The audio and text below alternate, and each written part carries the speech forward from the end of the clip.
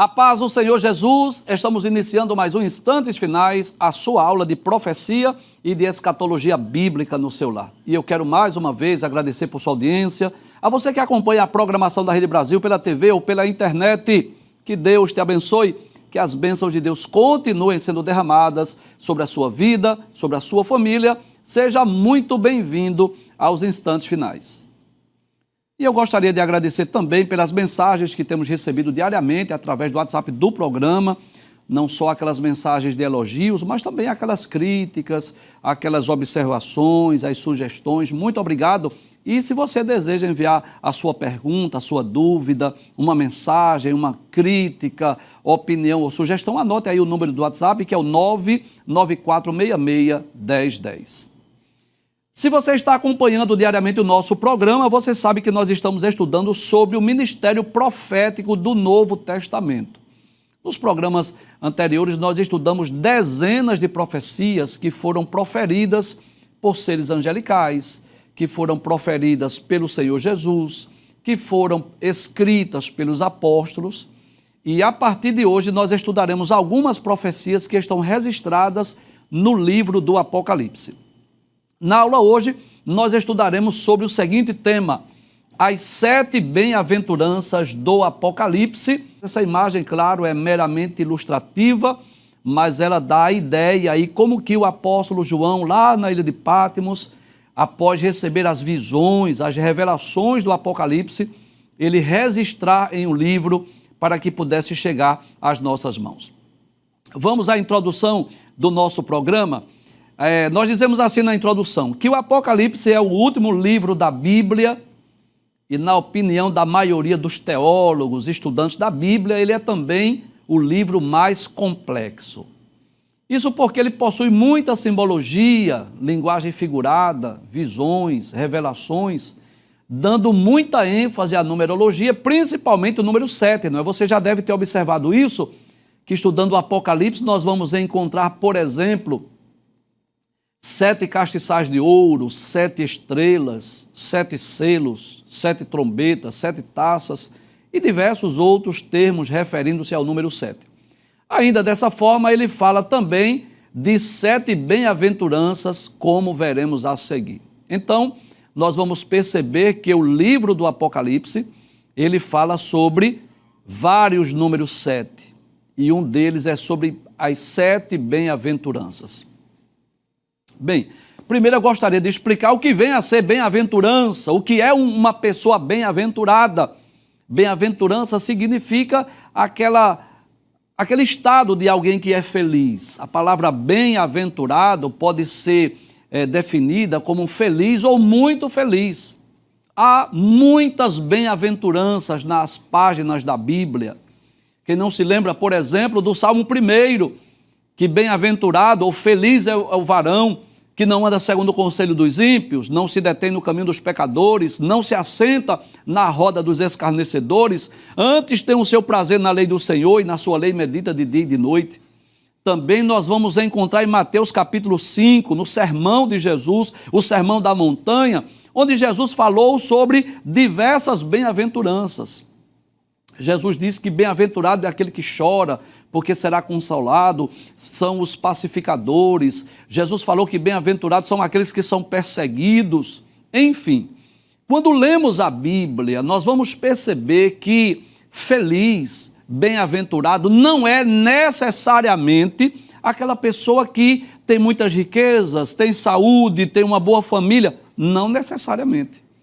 A visão que o mundo tem de uma pessoa feliz, qual é? É uma pessoa que tem muito dinheiro, muitas posses, né? Muitos amigos e às vezes tem um bom trabalho, um bom salário. Mas à luz da Bíblia, o que é bem-aventurado é aquele que anda nos caminhos de Deus, guarda a sua palavra, obedece os seus mandamentos. Detalhes, ainda que não usufrua dos bens aqui da terra, ainda que não seja uma pessoa rica, ainda que não seja financeiramente uma pessoa próspera, mas à luz da Bíblia, o bem-aventurado é aquele que guarda, obedece a palavra de Deus, obedece os mandamentos de Cristo. E embora a Bíblia esteja cheia, repleta de bem-aventuranças, existem 7 que nós iremos estudar hoje e no próximo programa, que estão registradas lá no livro do Apocalipse. E nós vamos fazer o seguinte: nós vamos estudar estas 7 bem-aventuranças e vamos fazer uma autoanálise, tá bom assim? Tanto eu como você, vamos combinar juntos? Vamos fazer uma autoanálise. Vamos saber se nós estamos enquadrados dentro dessa realidade. Se, à luz das 7 bem-aventuranças, à luz das 7 bem-aventuranças do livro do Apocalipse, nós estamos enquadrados dentro dessa realidade. Vamos estudá-las para ver quais são? Vamos estudar a primeira bem-aventurança, está lá no primeiro capítulo do livro do Apocalipse. Pode abrir a tela, por favor? Apocalipse capítulo 1, versículo 3 diz assim: bem-aventurado, deixa eu traduzir com outras palavras, feliz, muito feliz é aquele que lê e os que ouvem as palavras desta profecia e guardam as coisas que nela estão escritas, porque o tempo está próximo. Olha que coisa maravilhosa. A palavra de Deus diz, Jesus aparece a João para dizer que feliz é aquele que lê, aquele que ouve, aquele que obedece às palavras deste livro. Que coisa maravilhosa. Eu tenho encontrado muitas pessoas que dizem que têm medo do Apocalipse. Tem pessoas que não gostam de ler o livro do Apocalipse. Lê a Bíblia de Gênesis a Judas. Quando chega em Judas, volta para Gênesis novamente. Mas eu quero lhe dizer, com muita tranquilidade, que este livro não foi escrito para causar nenhum tipo de medo, de pânico, de pavor para as pessoas, não. Esse livro apenas revela o futuro, aquilo que está por acontecer. São 2 livros importantíssimos na Bíblia. Claro, todos eles têm a sua importância, mas eu quero dar destaque em 2. O primeiro, que é o livro de Gênesis, o livro dos princípios, o livro dos começos.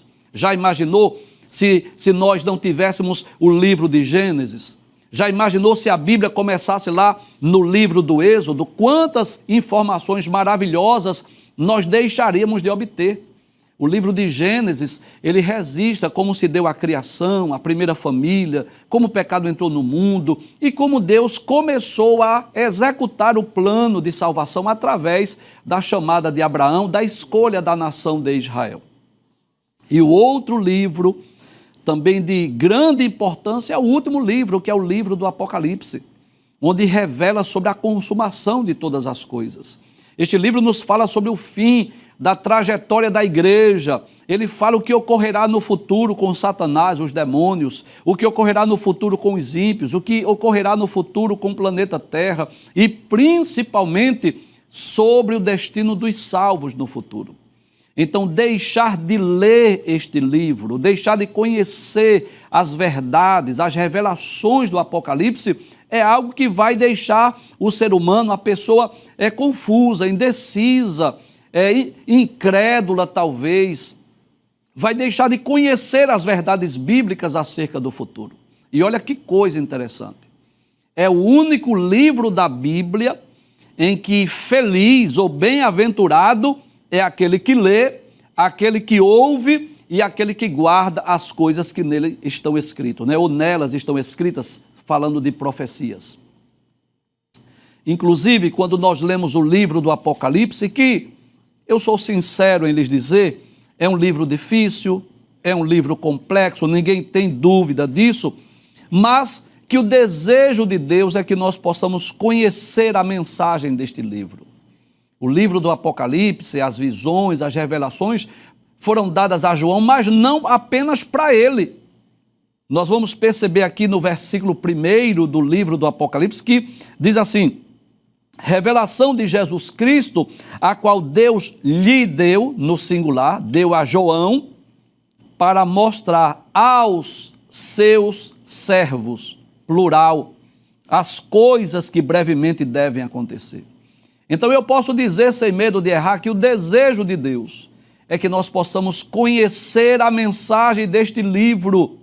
Este livro não foi destinado apenas às 7 igrejas da Ásia. Eu diria que as 7 igrejas da Ásia foram os destinatários originais, os primeiros que receberam essa mensagem. Mas o desejo de Deus é que esta mensagem alcançasse o mundo inteiro.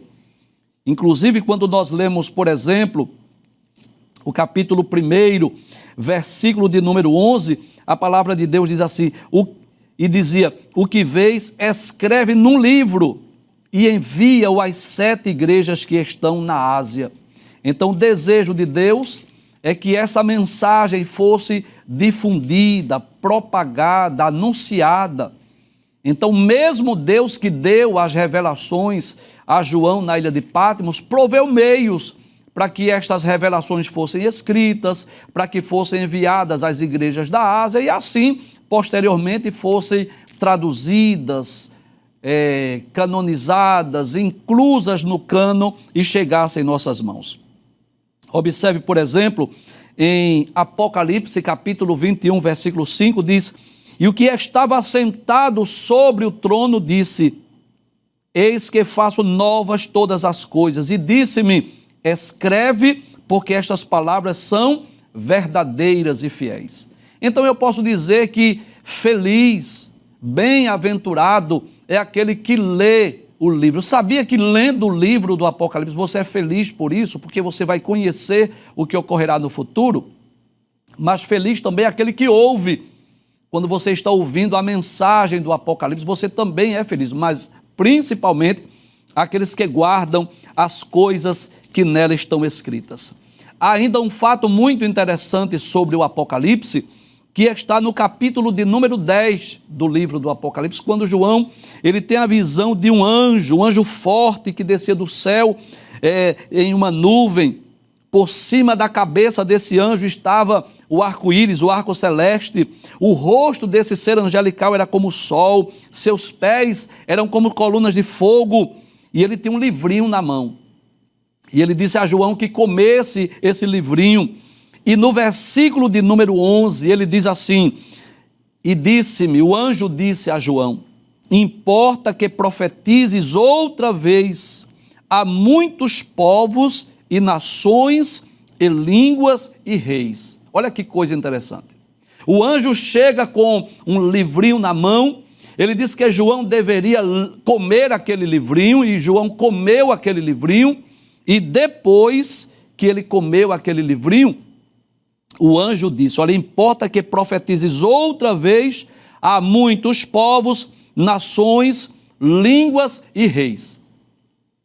E é claro que João não saiu da ilha de Patmos para ir para outras cidades, regiões, para outros países, não.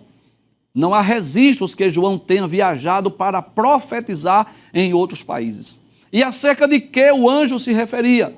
Que aquela mensagem, aquela revelação recebida por João na ilha de Patmos seria difundida, seria propagada, seria traduzida, não é? E chegaria nas mãos de muitos povos e nações.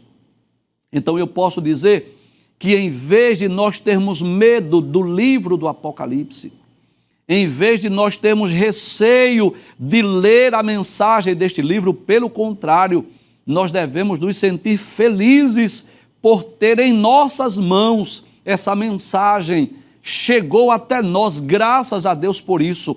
Aquela revelação dada a João na ilha de Patmos há quase 2 milênios. Deus fez com que João escrevesse, com que fosse preservada, com que fosse traduzida, inclusa no cânon e chegou em nossas mãos. E esta é a verdade. Enquanto milhares de cristãos espalhados pelo mundo, principalmente naqueles países que há perseguição ao cristianismo, naqueles países onde é proibido ter uma Bíblia, aqueles cristãos oram a Deus, anelam, pedem a Deus a oportunidade de chegar em suas mãos ao menos uma página da Bíblia. Há registro de cristãos que se reúnem às escondidas, e quando algum crente consegue de uma forma clandestina uma Bíblia, o que é que eles fazem? Eles arrancam as páginas da Bíblia, distribuem entre si, e cada crente leva ali uma página da Bíblia para ler na sua casa. No próximo encontro eles trocam as páginas. Imagina a dificuldade de um dia você ler uma página do livro dos Salmos, outro dia uma página do livro de Gênesis, outro dia uma página das epístolas de Paulo, e assim a dificuldade de compreender a Bíblia é muito maior. Mas enquanto muitos cristãos estão orando, anelando, desejando ler as Escrituras, ter a Bíblia em mãos, sejamos sinceros. Quantos de nós que temos em casa diversas Bíblias, Bíblias de estudos, várias versões da Bíblia, e a Bíblia fica lá só como um livro em uma biblioteca, nada mais do que isso. Mas a palavra de Deus deixa bem claro que feliz, bem-aventurado é aquele que lê, aquele que ouve e aquele que guarda as profecias deste livro. Claro, aquela mensagem foi de forma direta e específica para o livro do Apocalipse, mas podemos entender também que ela estende-se para toda a Bíblia. Aqueles que leem, aqueles que ouvem e aqueles que guardam a mensagem da Bíblia, posso dizer que é feliz, que é bem-aventurado.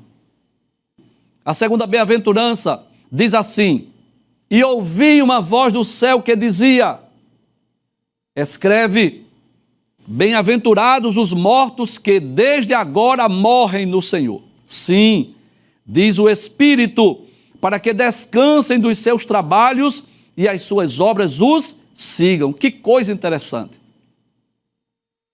Parece até uma contradição. Feliz é aqueles que morrem, né? Mas observe que há um destaque aí, aqueles que morrem no Senhor. Volta mais uma vez o texto. Bem-aventurados, ou seja, felizes são aqueles mortos que desde agora morrem no Senhor. Professor, o senhor pode explicar o que significa morrer no Senhor? Posso sim. É morrer salvo. É morrer com a certeza, a garantia da vida eterna. É morrer com a certeza da sua salvação. Eu quero falar aqui, nessa noite, sobre dois aspectos da morte. Eu posso falar da morte como algo destrutivo, de dor e sofrimentos, mas eu posso falar também no sentido positivo da morte. Falando da morte no sentido negativo, é algo trágico. Entrou no mundo como uma consequência do pecado, e todos nós sabemos disso, o quanto a morte é dolorosa, é cruel. Quem já perdeu um pai, uma mãe, um filho, um cônjuge, um amigo, sabe o que eu estou dizendo. Como é difícil aquele momento da sepultura, como é difícil aquele momento de sepultar os mortos. Esse é o aspecto negativo, aquela dor da separação, a saudade. Existem pessoas que passam dias, meses e até anos tristes, depressivas, às vezes por conta da morte de um ente querido. Esse é o aspecto negativo da morte, separação. Mas há um aspecto positivo. Porque a morte de um crente, a morte do salvo, é sair de uma vida para uma vida melhor, é deixar de sofrer, é estar com Cristo, é estar no paraíso. Eu não tenho dúvida disso, que aqueles que morreram salvos, aqueles que morreram em Cristo, aqueles que dormiram no Senhor, estão melhor do que nós. Sabia disso?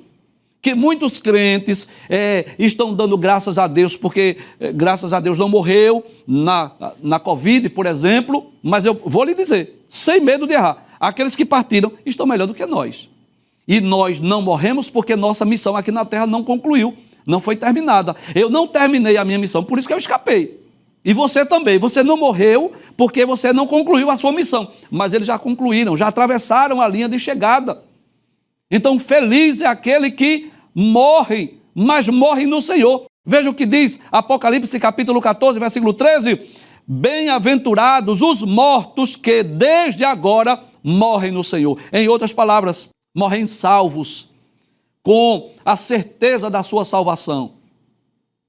Já estão no paraíso, já estão com Cristo, já estão guardados, já estão seguros, já estão livres de dores, de sofrimentos. Eles lá não têm tentação, eles lá não têm provação, eles lá não têm dores, angústias, já estão no lugar de gozo.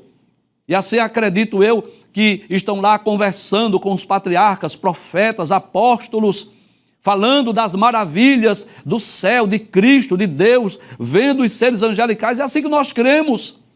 Então eles são felizes por isso, porque dormem no Senhor. Morreram salvos. Posso dizer assim, com passaporte para a eternidade garantido e já estão melhor do que nós. Aí o texto diz, sim, por quê? Eles são bem-aventurados. Diz o Espírito, não são palavras de João, não, é o Espírito quem diz. Para que descansem dos seus trabalhos, né? E permita-me dizer aqui, daqueles pioneiros, daqueles grandes homens de Deus, a história da igreja mostra isso. Aqueles homens que derramaram lágrimas, que muitas vezes foram perseguidos, desde os dias da igreja primitiva, começando lá nos dias dos apóstolos, aqueles grandes homens de Deus, como João Batista, que foi decapitado, como Estevão, que foi apedrejado, até os nossos dias, quantos grandes homens, mulheres de Deus, que por causa do evangelho, da mensagem do evangelho, foram perseguidos, muitos apedrejados, muitos foram presos, foram açoitados por pregarem o evangelho, por levarem as boas novas de salvação. Mas onde estão hoje? Guardados, seguros, felizes, glória a Deus. Durante a sua jornada, a sua trajetória aqui na terra, enfrentaram provações e privações, mas hoje estão descansando.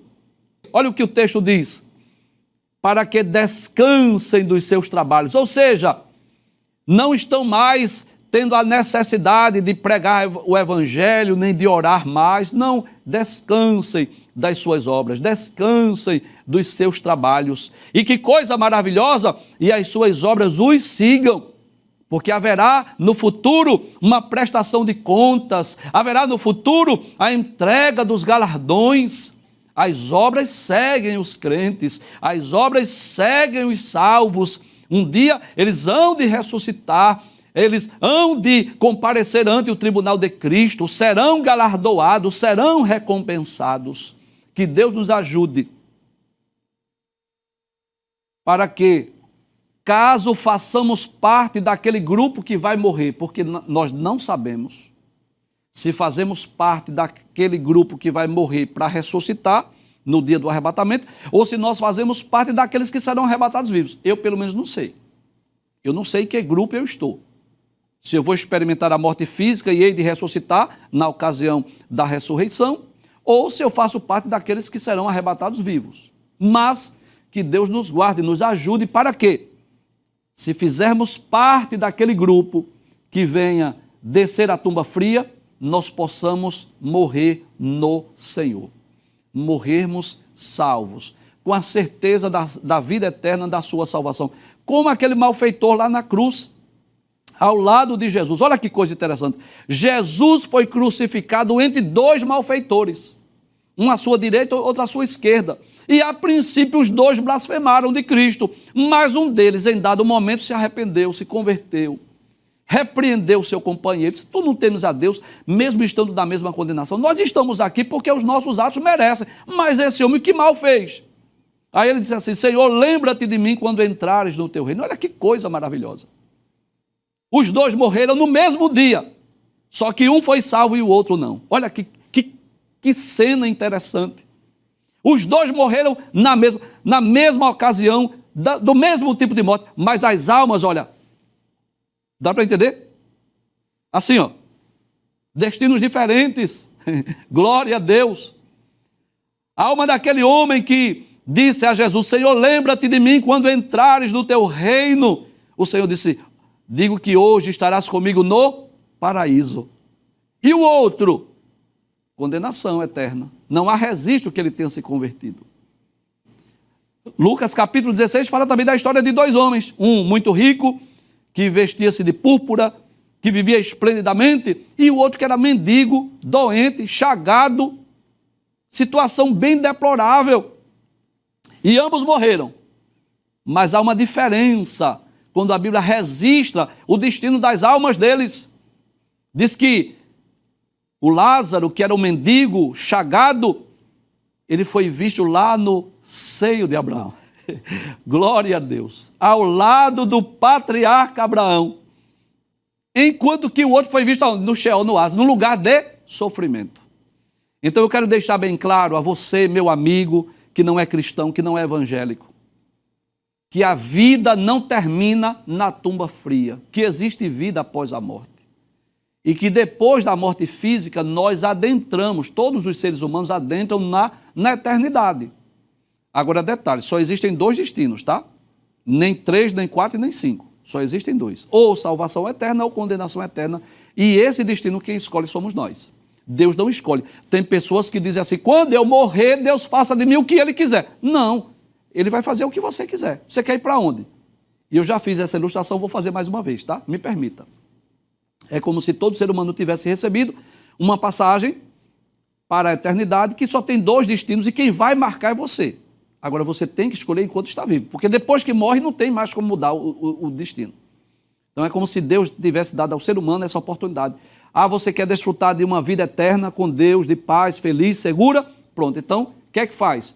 Receba Jesus como seu Salvador, se arrependa dos seus maus caminhos, se converta dos seus maus caminhos, se arrependa dos seus pecados, creia em Cristo, obedeça a sua palavra. Ok? Agora, se você quiser desfrutar de uma eternidade infeliz, de dor e sofrimento, lágrima, angústia, e para um lugar onde vai Satanás, os demônios, e para um lugar onde vão os ímpios, os incrédulos, os pecadores, se você quer ir para um lugar onde há choro e ranger de dente, onde o bicho não morre e o fogo nunca se apaga, aí você não precisa se preocupar com nada. Absolutamente nada. Viva a sua vida do jeito que você quiser. Escolha seu caminho, você diz, fique à vontade. Nem se preocupe com Deus, nem com a Bíblia, com nada. Pode viver do jeito que você quiser. Seja o dono do seu destino. Agora, não esqueça disso. Foi Jesus quem disse que quem entra na porta estreita, no caminho apertado, que entra pouca gente por essa porta e por esse caminho, no final vai encontrar a sua salvação. Agora, quem entra numa porta ampla, num caminho espaçoso, com muita gente, inevitavelmente, no final desse caminho é a perdição eterna e isso depende da escolha de cada um. É algo individual e intransferível. Vamos para a terceira bem-aventurança. A terceira bem-aventurança do Apocalipse está no capítulo 16, versículo 15. Jesus traz uma palavra de advertência, dizendo, eis que venho como ladrão. Já falamos sobre isso, de forma inesperada e repentina. Bem-aventurado aquele que vigia e guarda as suas vestes, para que não ande nu e não se vejam as suas vergonhas. Então Jesus está falando aqui da necessidade de prontidão, de vigilância, de estarmos alertas, atentos, porque a gente não sabe quando Jesus vem e não sabe também quando vamos morrer. Esta é a única viagem que o ser humano faz, que raramente, dificilmente, ele sabe o dia da sua partida ou da sua morte. Eu digo dificilmente, eu digo raramente, porque às vezes Deus revela. Existem exemplos de pessoas que preveem a sua partida, a sua morte. O próprio Paulo disse isso. Eu já estou sendo oferecido como expressão de sacrifício. O tempo da minha partida está próximo. Paulo disse isso. Pedro disse também, eu sei que em breve é de deixar esse meu tabernáculo. E ainda hoje Deus revela. Pessoas que têm sonhos com os céus, que veem Jesus, os seres angelicais, e a família já começa a se preparar que os dias da sua partida está próximo. Mas isso é uma exceção da regra. A verdade é que a morte chega muitas vezes de uma forma repentina e inesperada. E o arrebatamento da igreja também será assim. Jesus disse que daquele dia e hora ninguém sabe, nem os seres angelicais. E como ele estava como homem, ele disse assim, nem o filho, né? É claro que hoje Jesus sabe o dia da sua vinda. E o que é que devemos fazer? Estamos de prontidão. Permita-me usar esse exemplo como aquele sentinela, como aquele guarda, como aquele vigilante que está ali no seu setor de trabalho, ele está alerta, observando quem se aproxima, porque a qualquer momento o ladrão pode chegar.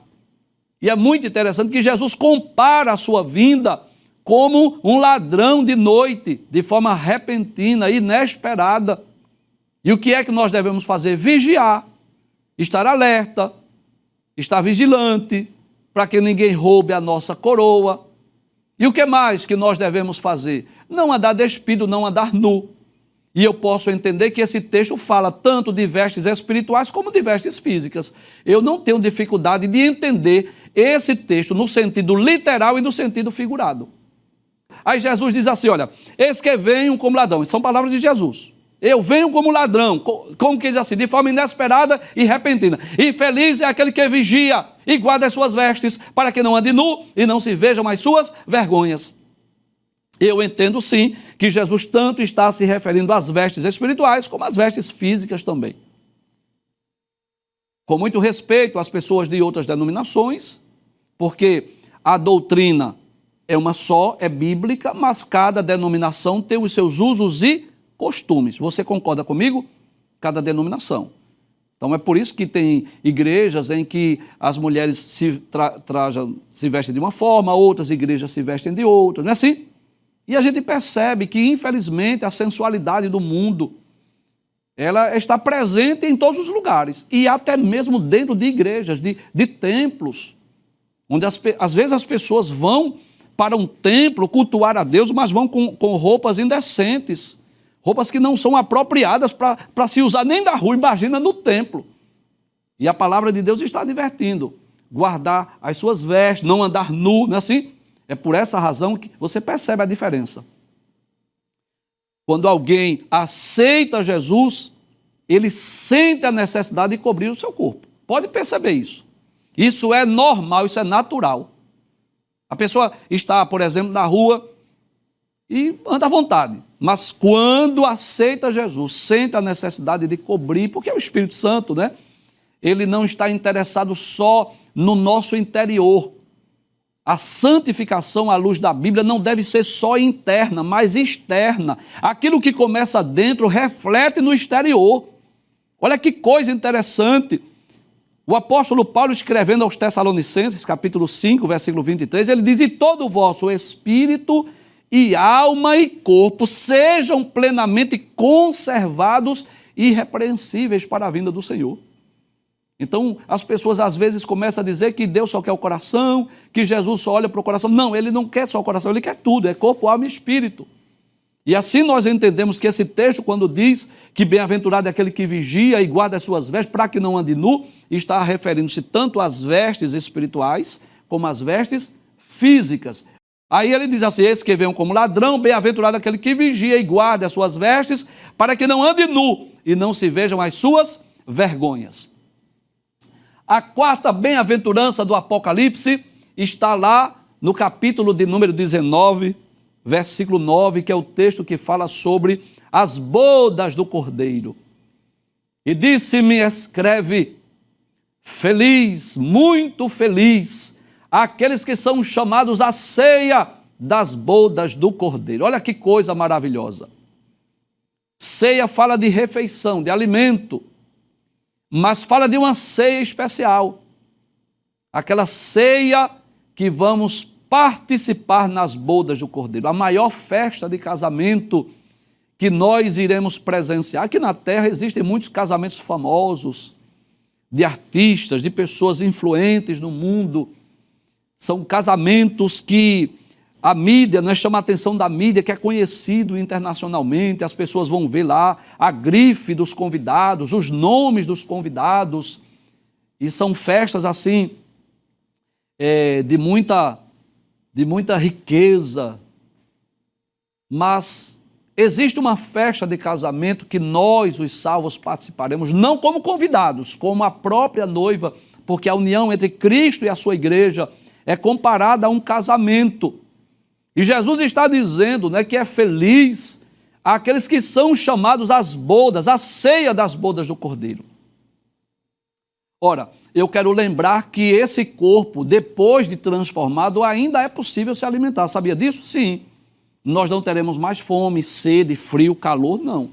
Porque nós receberemos um corpo glorioso e incorruptível. Nós não teremos mais a necessidade de água, alimento e oxigênio para sobreviver. Não precisaremos mais. Porque nós seremos como os anjos. Nós seremos como Jesus após a sua ressurreição. Mas que coisa interessante. Jesus, quando instituiu a Santa Ceia, depois de celebrar a Páscoa, ele deu o cálice aos discípulos, o vinho, e disse assim, bebei dele todos, né?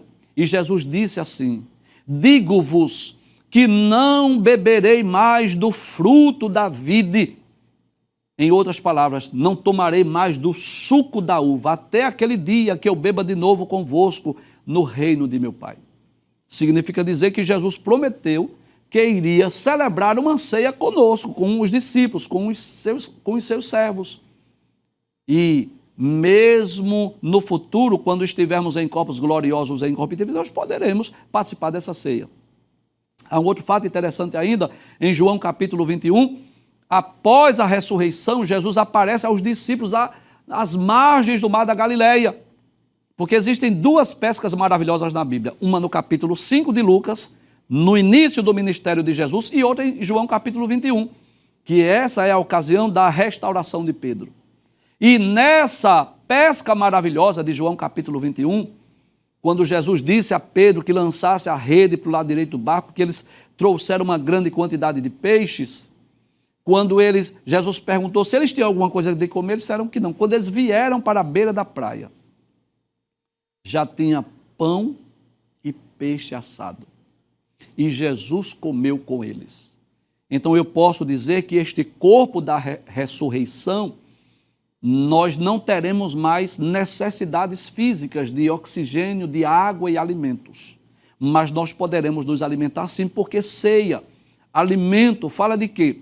Fala não só da necessidade física de se alimentar, mas fala de comunhão. É por isso que quando alguém noiva, faz uma festa, casa, faz uma festa, aniversariou alguém, faz uma festa. Por quê? Porque essa festa, permita-me dizer, essa confraternização, esses comes e bebes, fala de confraternização, fala de comunhão. Então eu posso dizer que nós iremos nos alimentar no futuro, nesta celebração das bodas do Cordeiro, não porque teremos fome, mas porque teremos a oportunidade de estar em comunhão uns com os outros. Aí diz assim, bem-aventurados, felizes aqueles que são chamados à ceia das bodas do Cordeiro. E disse-me, estas são as verdadeiras palavras de Deus. Que coisa maravilhosa! Não são palavras apenas de João, não são apenas palavras do apóstolo, mas são as verdadeiras palavras de Deus. E aí eu torno a lembrar a primeira bem-aventurança do Apocalipse.